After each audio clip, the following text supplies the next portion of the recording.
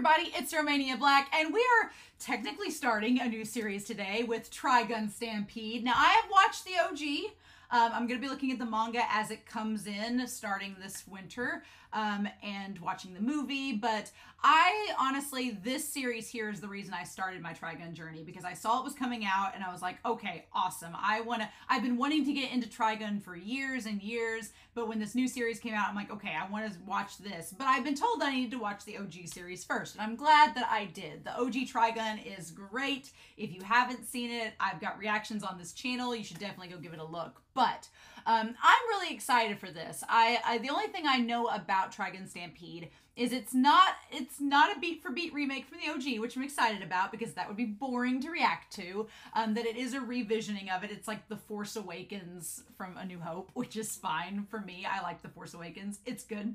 But yeah, I'm really excited because it's going to be something a little bit different, but with characters I'm familiar with. And at the end of the OG series, I was not ready to say goodbye to those characters. I was like, no, I want more Vash. I want more Meryl. I want more Wolfwood. And so I want more Millie. So I'm excited to see if those characters are in here. I'm excited to see how the series is different than the original one.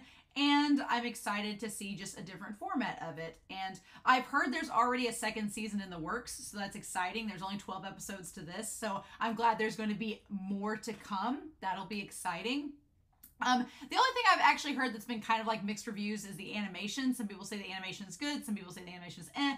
I talked to my brother about it, and because him and I both watch anime together, and he's not a big fan of the animation style, but I've watched worse, I'm sure. So I'm sure it'll be fine, right? But I figured, you know what?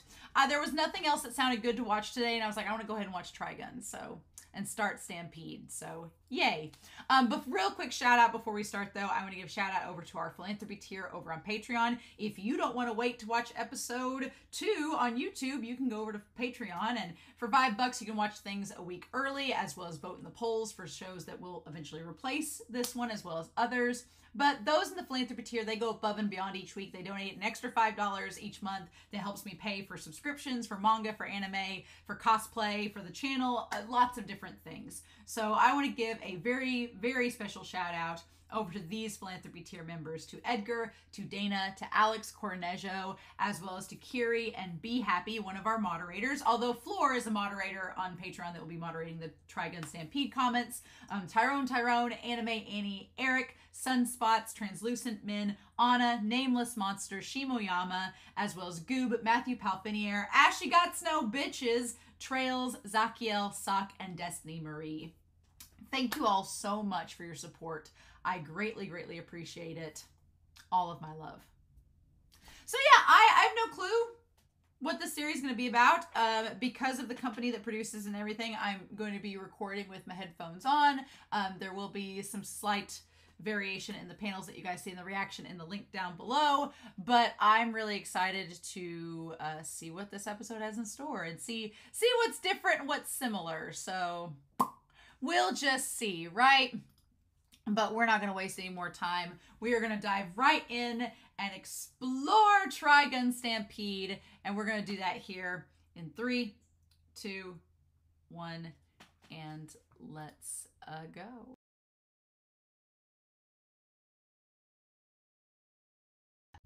Aha.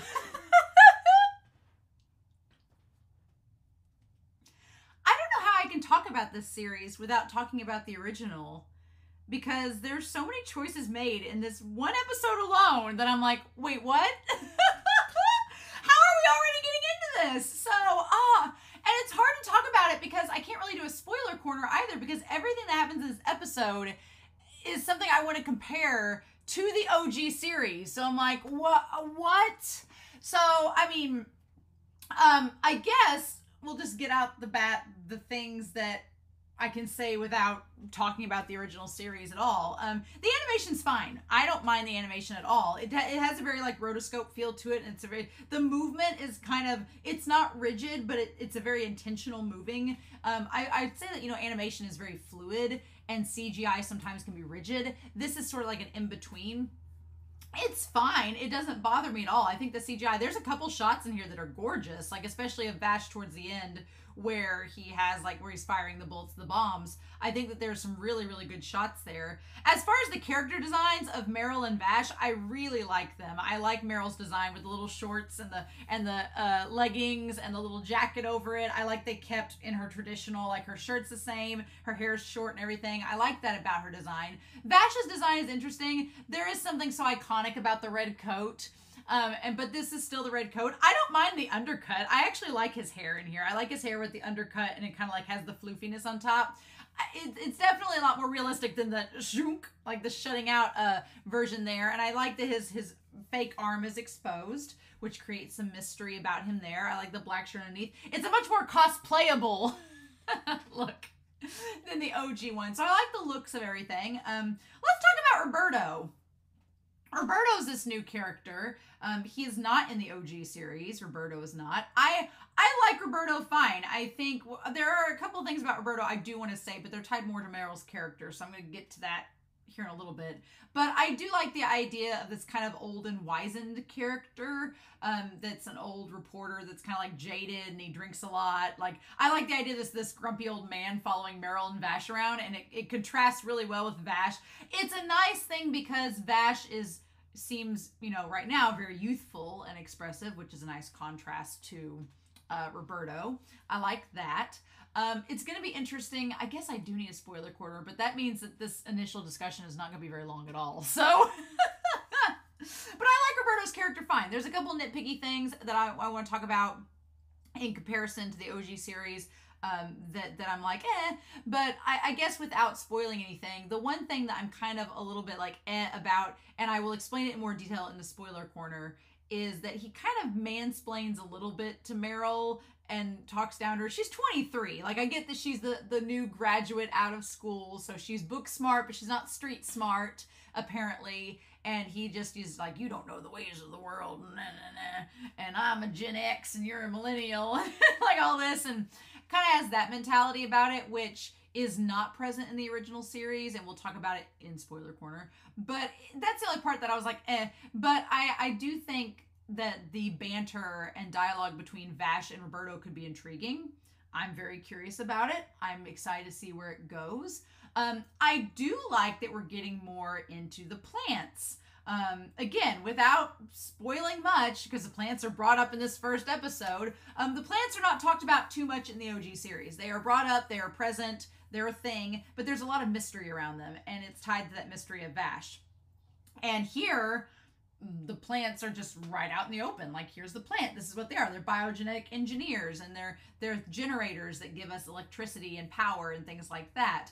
They can be filtration systems, and the one is down, which is why the water's not getting filtered. Like, I do like that we're getting more into the plants, and one thing I'm excited about compared to the original series, I haven't read the manga yet, but I'm excited to hopefully get more information about the plants and how they relate to the world, how they could relate to Vash, because Vash is supposedly an engineer of these. So how does that tie into it? I am excited by the prospect of getting more lore with the plants and the seeds project that we saw at the very beginning, because that's not as present in the OG series. So I'm excited about that. I also like the fact that the military police is involved. There's the July military police, which is, you know, the month of July is tied to them. I like the idea because in the OG series, again, I don't want to, we'll have a spoiler corner, but without spoiling anything, in the OG series, it's really treated like the Wild West. Like, it's a lawless land and everybody kind of just lives by the land and you can't trust anybody. And that's kind of portrayed that way here. But the idea that there is an organized police force is a little bit different.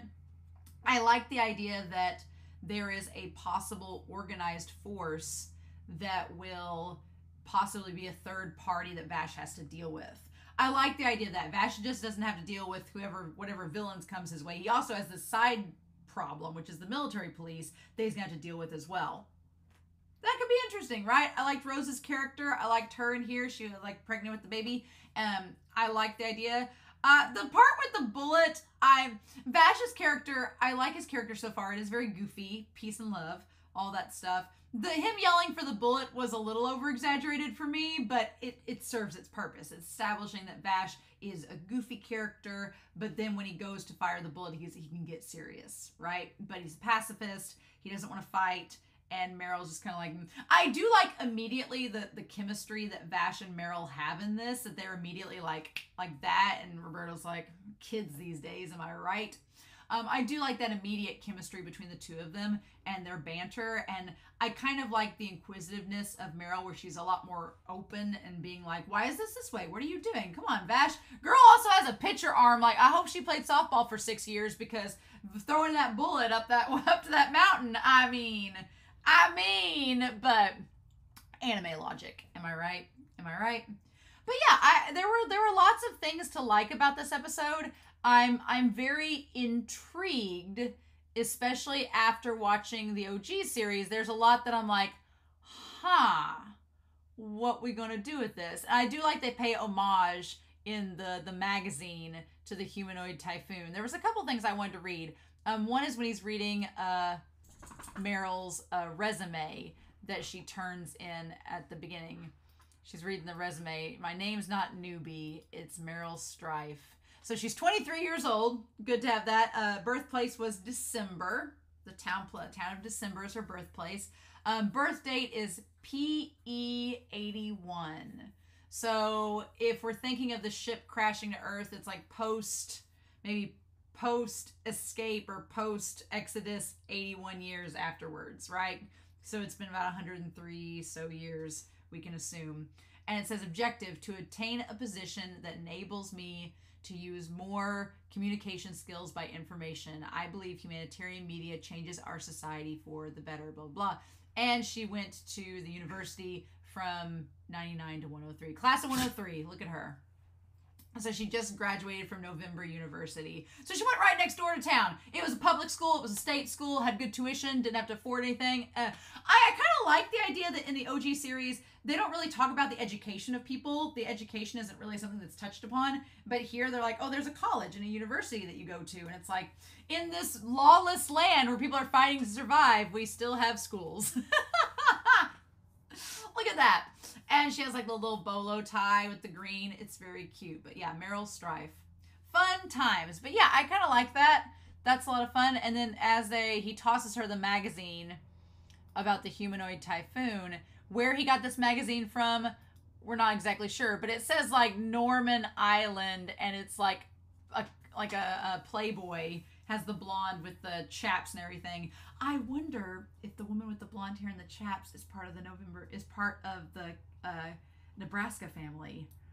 I don't know. We'll have to wait and see. But she has the blonde hair. I'm curious. We'll talk about that in the spoiler discussion.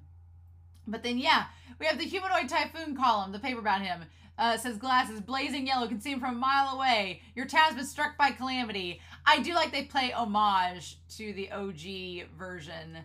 And then we have him strung up there, upside down with the corpses from the Bad Lad gang. And then from there, Vash, I like that Vash just instantly is like, oh, hey, guys, what's up? I'm fine. But again, the military police offer this interesting kind of intersection where they can, it doesn't just have to be the antagonist and our protagonist. It can be the military police getting involved as well. And then we go to Genora Rock. There's a lot of references that are similar to the first couple episodes, which is fun. But the whole thing with the plant. I'm curious about the red versus blue plants. What the red plant means. We don't know what that is. I'm curious about that. That part's interesting. I like that in the flashback, Knives is called Nye.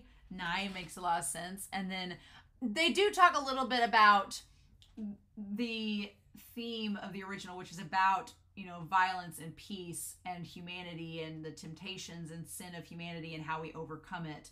And in this, you have, they give them the wanted poster being like, are you going to turn him in? And what I like is that Rosa doesn't. She's like, nah, I'm not going to be tempted by that. Our town needs the money. Yeah, but Vash saved us. So I like that there's a little bit more faith in humanity in this episode, which I was like, all right, that's fresh. Let's go with it. And then, yeah, Vash saves them. I like the idea that Roberto convinces them to do the duel. And that's all great. I'm like, okay. And then Vash, they all somehow this town that doesn't have any money somebody forks over $10,000 on the July guy. Like, what? You guys are starving, but you're going to fork over $10,000 for him? What now? And then the bombs and everything and Vash saving them. But then we have this whole thing with Knives, and we're going to talk about that. here in a second. But Knives in this creepy tower with the organ as he's in this cloak playing, and there's this mysterious figure with like its hair jutting out everywhere and it looks terrifying. What is happening? What is going on? What are these statues of these angelic looking creatures? We're going to talk about in spoiler corner, but what? It gives me, before we get into spoiler corners and talk about this, it gives me Neon Genesis Evangelion Rebuild vibes is what this already gives me. Like, I was sitting here watching it going, this is like the Rebuilds, where it's very similar to the OG in a lot of respects, but then there are aspects of the original that it completely takes in a different direction and completely reworks. And the fact that we already have Knives mentioned in episode 1 shows me that Knives is going to be much more prominent, which is for better or worse. We'll talk about it here in a second. But I'm like, okay. I guess we're going to go with this. So I'm very intrigued, but I'm going into this being like, okay. So there were things I really liked about this episode, but there are things I want to talk about that I'm kind of like, okay, that's a choice. But that's for spoiler corner. So if you are not sticking around for the spoiler corner, unfortunately, I feel like a lot of this discussion is going to be spoiler corner based. So I'm sorry. Sorry about that. Sorry about you. But I feel like that's what's going to happen. So, So if you're not sticking around for spoilers, I hope you all enjoyed this reaction and discussion. I am super intrigued. I am super curious. And I'm definitely looking forward to seeing the different directions this show goes in that will be different from the original. So there's that. But if you're not sticking around for the spoiler corner, I hope you all have a wonderful week. Please stay safe, take care, and I'll be back very soon with more Trigun Stampede. If you are sticking around for the spoiler corner, what?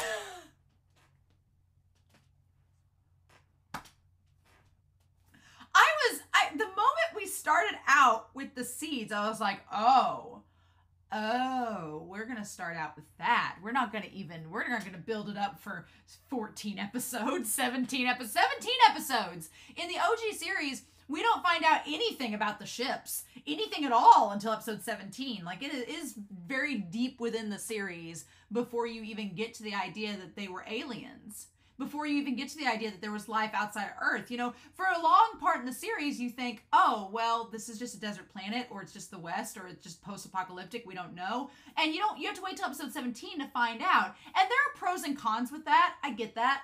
The con is that you do spend a lot of time without any real answers in the series, and things are kind of hinted at, but you don't really know. So you're kind of like, well, when are we going to get to the reveal?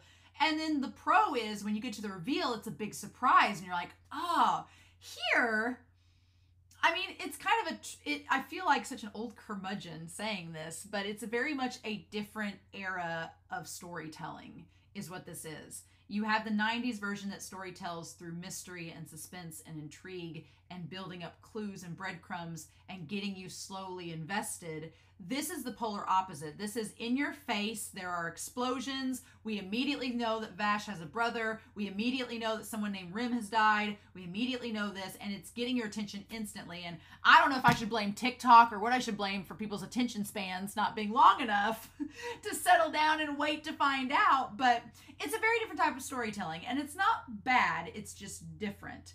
But the thing about it is, I'm intrigued because I want to know what about the plants is going to be different. There seems to be more expansion upon that.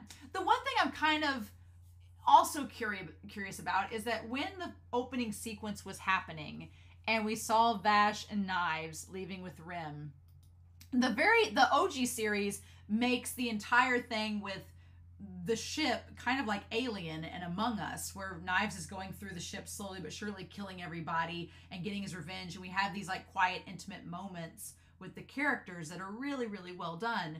Here, at first I was like, okay, well, is Knives not responsible for this? And it's going to be different? And I got really excited about that. I was like, oh, they're going to take a different approach with this, where Knives isn't a maniacal villain. They're going a different direction. And I'm like, they're maybe making Knives more sympathetic and nuanced. And I was like, oh, well, this will be different. And then we cut to the final scene where he's standing with the opera, and I was like, never mind! No! So I am a little frustrated that they were building up the suspense of, well, where is Knives at? Why is Vash alone? Where's his brother? Did his brother do anything wrong? Did they have a falling out? What happened? They built up this mystery in this episode, and in the last 5 minutes, they were like, no, he's crazy, and orchestrated the ship bursting up. And it's like, well, damn it, no. And he's also an organ-playing lunatic, so, oh, okay. That's all we need to know. Great. So I was a little disappointed in that. I was like, I really would have liked them to like build up that mystery of us slowly finding out that Knives is crazy. But in the first episode, they're like, oh no, Knives is the big baddie. He's the one that's after Vash. Don't worry about the other villains. Knives is the one we should worry about. And I do think the OG does a better job at building up that villain to be the final boss. There's more mystery, right? But also, I do like the bowl cuts that they have. It is kind of cute. And Knives and Vash look very similar. I like that we get Vash looking very empathetic with Rem, and Knives looks very determined, like he's ready to go to the ship.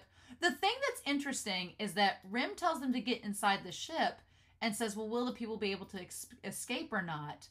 And Knives says, you come too, Rem. And Rem says, no, I want you two to survive. That's what's interesting. Knives offers her to come, but she says no. In the original, Knives didn't want Rem to come. He wanted her to die. So that's interesting. So there's a little bit of intrigue there. I'm curious to know where it's going to lead. But man, they do like the whole Star Wars space battle, them getting off of the ship. And of course, Vash is very sad about Rem and blah, blah. Like I said in the episode discussion at the start, I like Roberto. I think he's an interesting character. I think he's neat. I have 3 worries about him. 3. One, I fear that he's replacing Millie because he has the brown hair and green eyes like Millie had. I'm afraid that he's replacing Millie, which I don't like. Millie's one of my favorite characters from the OG series. So I'm like, if she's not present in this, I'm like, what do we do with her? And she's like a big, she's a big, strong character. And that's what this guy seems like. So I'm like, is he replacing Millie, or is Millie going to come along later? I hope it's the latter. 2, I don't like when he mansplains to Meryl and is like, you're the inexperienced college graduate who's not been out in the real world, and I've been out in the real world. But she ends up saving the day anyway. Meryl is a freaking badass in the OG series. She is, and we'll talk about the insurance company versus journalism. She is like on top of her game. She is take charge. She's like no nonsense. And she was in her 20s then. So she's just like, I'm going to do this and you won't stop me. I loved that about Meryl's character. And here they make her a little bit more inexperienced and seem more naive. And that's not the Meryl of the OG series. So I was like, and it seems like he's, the one to teach her the ropes. And I'm like, I don't like mansplaining. So I'm like, okay, whatever. And then the third issue that I have is that he's kind of a little bit like Wolfwood, a wee bit. So when I was thinking like, oh, they'll have these conversations, I'm like, but then what are him and Wolfwood going to talk about? So I don't know how they're going to handle Wolfwood in this because he has to be in here. So I don't want to know spoilers, but those are my 3 kind of concerns. 1, that he's replacing Millie. 2, he's just going to mansplain Meryl and make her seem less competent. And 3, that he's going to be too close to Wolfwood. So other than that, which are 3 giant issues, other than that, I'm like, okay, fine. We're good there, whatever.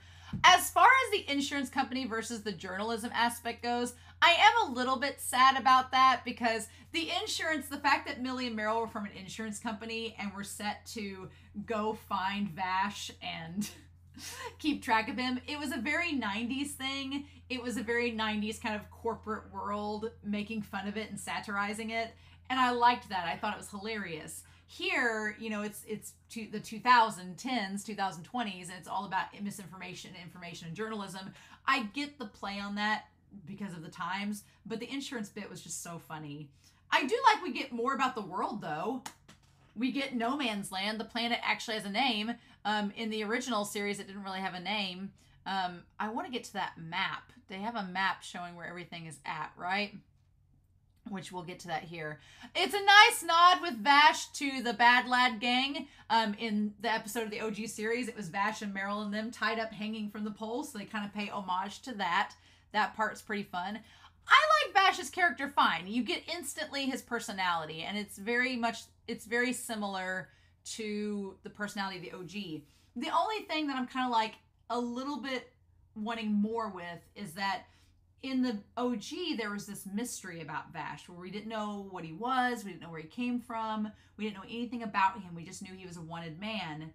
And we instantly were like, well, is he good or bad? We don't know. And we had to build up that trust with him as a character. Here, by showing his backstory in the first 5 minutes of him coming out of the ship, you're like, oh no, he's a good guy. We instantly see he's very empathetic. He wants to save Rem. He's a sympathetic character. So that when we meet him with Meryl and Roberto, there's not really a question of if he's good or bad. You know he's good. So it does take away some of the mystery, which I'm like, eh. But it's fine. I like that they haven't changed Vash completely. I like that they haven't changed Vash completely and just made him a badass that's like, you know, hardened guy that has no soul to him. I'm glad that it's still Vash. And I do like his design. I will admit, Meryl stringing him along with the rope tied to him is absolutely hilarious. I love it. Although she needs to not take as much nonsense from him. So they go to the town there. Also, there's something that goes by there, right? They go to there, and there's somebody on the Thomases that have coffins with crosses on them pass by. So that's interesting. I wonder if that means we're going to meet Wolfwood in the next episode. Maybe. And then there's some wanted posters there. Oh, are the wanted posters the Gung Ho gang? Ooh, maybe, possibly. That would be cool if it was. I like the, and we have, yeah, there's somebody wanted dead or alive. Brilliant D, like dynamites or something. Interesting. I feel like there's somebody that we met early on in the series. And so, yeah, then we have the idea of the plant that's broke down. And Vash is suddenly an engineer of it. It's going to be interesting to see how they play the angle of him being an alien. It's going to be interesting to see how they play up that angle. Because at this point, we don't know that he is ageless, essentially. He seems just very young. And they're not really giving us any hints about that. So that's good. But him looking at... I do like the idea of the dual bulbs in the plant. That one is red and one is blue. I like this duality of the chambers. There's the 2 eggs there. So it's like, okay, well, does that mean that, you know, we have to have both Vash and Knives working together? Does that mean that it's relying upon the 2 of them communicating? If one's red and the other's white, does that mean that Knives is influencing things negatively and it needs to balance out? That part I'm excited about because I'm like, okay, that's cool. I like that. I think that's something the show can work with and explore upon. If you're going to introduce Knives right off the bat, then he needs to be an integral character in this. I'm like, is Legato going to be here? What are we going to do with that? I just feel like if you're going to introduce Knives right off the bat, establish the stuff with the plants right off the bat, then I'm curious to see where it's going to lead. And what all are you going to give us that's different from the OG series? So I am excited about that. I'm excited that we might get more information as far as that's concerned. But Vash looks really good in this, for sure, although his mugshot's kind of hilarious. So yeah, and so they have the duel, right? They have the duel between them, and the animation on Vash is really nice. I like it a lot. The animation of Vash in the actual duel fighting the bomb. Him looking around for the bullet is ridiculous. I was like, oh my gosh. It was a little secondhand embarrassment when I was like, because Vash, you know, he's goofy, but he's still badass at the same time. So, but Meryl in that pitcher's arm, what can we do? So yeah, and then Vash ends up saving the town. So we get this thing at the end, right? Where Vash is like, he tells him right off the bat he has a brother from the beginning. I was like, what are we telling people you got a brother from the start? And then here I was thinking that maybe Vash would be a different type of character in this series, but Millions Knives is ridiculous. But yeah, him laughing as everybody's crashing down. I do like their spacesuits. And he's like, I made sure the plant ship would survive, but you killed Rem. So that's interesting. The plant ship surviving. is very interesting indeed. So that would suggest that maybe the plant ship being the ship with all of their brethren in it, and there just happened to be some humans in it as well. Maybe. Interesting. I'm going to be curious to see what Knives' plan is in this series compared to the original, because it seems like he's going to have a more pronounced part in this. But him saying, right, Vash, it's so melodramatic. And then we instantly cut to him in his cloak playing the organ. And I'm like, what? But yeah, there are all of these, like, angels, it seems, with these big cloaks, kind of like, you know, geranium leaves and geranium petals, and he's sitting there playing the organ around them. It just had such a Neon Genesis Rebuild vibe. And yeah, all the things fly to him and give him information. What? This time I'll completely eliminate them. Okay. So we just get a preview of Knives. Just a hint. The OP and ED are fine. They just give so much away. With the geranium, everything, or even the episode gives. There is some kind of like creepy thing with the plants there that I'm not, again, we don't know about, so I'm curious to see what they end up doing with that, and it turns from blue to red. The one element I am excited about is the sci-fi element, because it's not really, I mean, the OG Trigun is mostly a Western, which is fine. But it's mostly a Western, but then there's like little hints of sci-fi thrown in, especially in the second half. I'm excited that we're already starting out. This seems more like a sci-fi with Western elements. It seems like the genres are kind of flipping, which is fine. It's just, I guess they're like, we're going to get this all out of the way now so that you know that it's going to be different. And I'm like, okay. So I'm intrigued. Roberto's character is concerning to me, but I'm not upset at him. I'm just curious what they're going to do with him, right? That's the only thing. And so then, yeah, I wanted to find that map where they talked about like where everything was at. And so there was a map, but I wish they would show us where it was. Because I think, was it towards the middle of the episode that we got it? Maybe towards the middle, maybe. I want to like find out where it's at. And they have the duel, and he seems really bad at this. Okay. So they set up the duel, right? I like that Vash is like, who's having the duel? And he's like, what are we doing? Okay, and they're setting all up. I wish we could find out. Is there a map or not? Wonder if we could just have, I want to find out. Yeah, here we go. There's a map. 'Tis a map. I'm so curious. So there's a map in this world, and I wanted to see what it was. But yeah, we have Genora Rock. We have the terminal. There's Windmill Village, Hopeland Orphanage, July, and we see everything spread out there, right? The Great Sand Ocean. So there's like all these little springs, right? There's a 7 cities of maps, right? Interesting. Which is kind of cool. I like that. Of No Man's Land. That's interesting. I like it. I like it spread out. It gives you a little bit of sense of geography. In the OG series, there's not really any sense of geography at all. So you're just kind of like, what do we do? Where are we at? And there's benefits and there's pros and cons to that. But I'm okay with it. Yeah. So yeah, I'm going to go in with an open mind. Obviously, I love the OG series so much. There were parts of this episode that I was like, oh, why are you revealing this now? Why are you getting rid of the mystery now? But I do appreciate that this series is not a carbon copy of the OG, because it wouldn't be fun to watch if it was. And I like the idea that it's kind of flipping. Instead of being a Western with sci-fi elements, it seems more like a sci-fi with Western elements. And I like the idea of it approaching the story from a different perspective and telling it through a different lens. And if we get more expansion with Knives, which I'm fine with, I thought there could have always been more Knives and Vash content from the OG, so I'm fine with that. But more lore, more sci-fi, more stuff with Vash and Knives as species, I'm okay with that.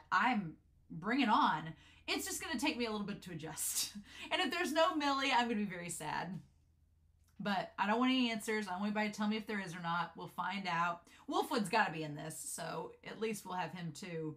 But, And there were no donuts. I wouldn't want knives with the bash with the donuts. So, but I'm curious to see how this series goes. I'm going to keep an open mind and savor it, and probably have a spoiler corner at the end of each episode where I can rant or vent if something is like, what is happening? But thank you all so much for watching with me. I'm excited to dive into this for 12 episodes and see what all happens. So, in the meantime, I hope you all have a wonderful week. Please stay safe, take care, and yeah, I'll be back very soon with more Trigun Stampede. Bye!